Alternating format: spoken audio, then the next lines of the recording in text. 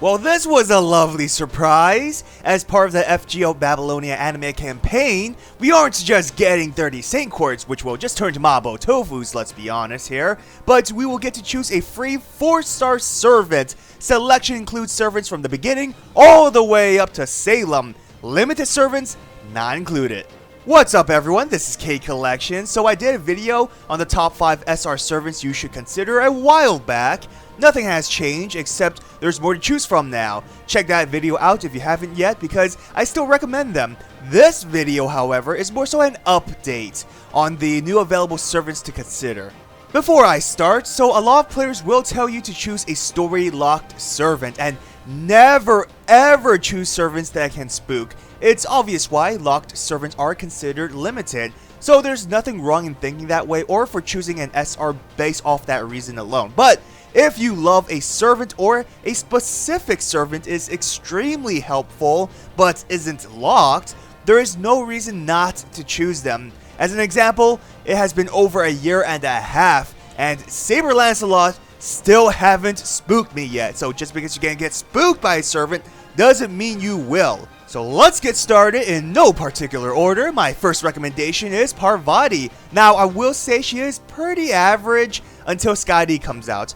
Good news is that you can just rely on support Skadi. Even if you skip the banner or you just have E rank luck like most of us do, Parvati is still amazing even with 1 Skadi. Obviously with 2 Skadis, she'll be better. What makes Parvati great is her potential AoE NP loop, which is her main method of attacking. It charges everyone's NP by 10%, increasing by 5% for every overcharge level. There's also a 60% chance to charm enemies, not always reliable, but helpful when it does go through. Damage is pretty solid as well since she has 2 buffs, which increases her quick and attack. The main focus, like I mentioned earlier, is her NP attack. That is her biggest strength because with it, she can generate lots of stars. By using a quick brave along with buffs, she can generate around 40 stars, even more. That is also her main method to deal damage because her normal attacks are a bit weak. Overall, Parvati supports the team by charging NP gauge and providing stars, and to do so, she deals damage with her NP attack. So you can consider her as a split between attacker and supporter. Her effectiveness increases with the help of Skadi, which is why she is required. She is a servant I would suggest having at NP2. Thankfully she isn't locked, so you can't get spooked by her in the future. Because of her 3rd skill, which charges a servant's NP gauge up to 20% at the cost of losing 10% gauge herself as a demerit. Not a huge deal, but if she has a max of 100% and you want to charge someone else's NP to, chain NP attacks or something, you lose out on using her Noble Phantasm that turn if she's at NP1. Of course, you can use the same ability to charge 10% NP for herself if you wish. Now, if you're looking for a strong caster servant, Sheba is simply amazing thanks to her NP spamming potential. To give specifics, most servants rely on Arts Chains or Brave Chains to charge NP. Sheba's NP gains off single arts can charge 7 to 15% NP off 1 attack depending on the placement. That's without buffs or first card bonus. You can charge way over 50% if you perform an NP Arts Brave Chain. Her Noble Phantasm is a single target that debuffs their attack and defense for 3 turns.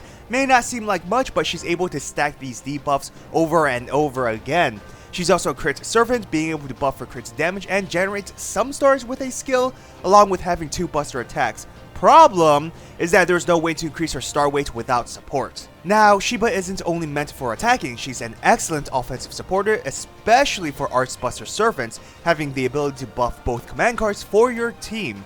On top of that, she has a charisma skill. Solid servant when placed within arts teams. She's amazing if you can provide supports like Tamamo or Caster Gilgamesh. Overall, if you need a solid caster servant, Sheba is great.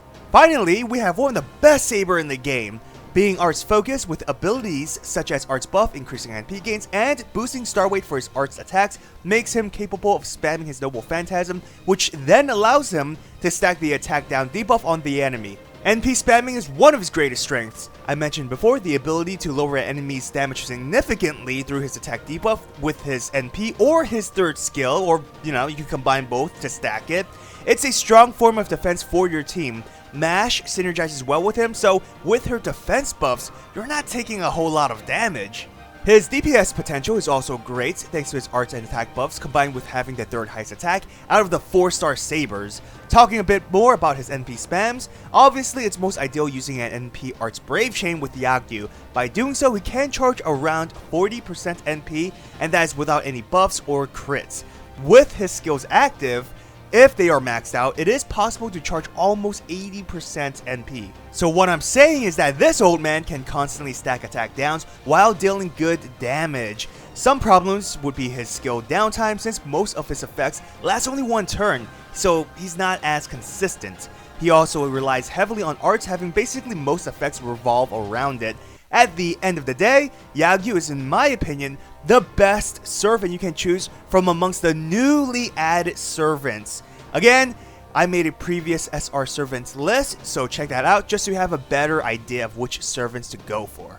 So again, this was a lovely surprise. Which servant are you going to choose? For me, I'm trying to collect the Knights of the Round Table servants, so I think I'll go with Gawain or Tristan, one of them. A tremendous thanks to all my patrons for supporting me. If you want to support my channel, check out my Patreon or channel membership. Well, I hope you enjoyed this video. If you did, hit that thumbs up and subscribe to my channel for more Fates content. Follow me on Twitter, Instagram, and join my Discord server. All links are in the description. Have an awesome day, everyone. Till next time.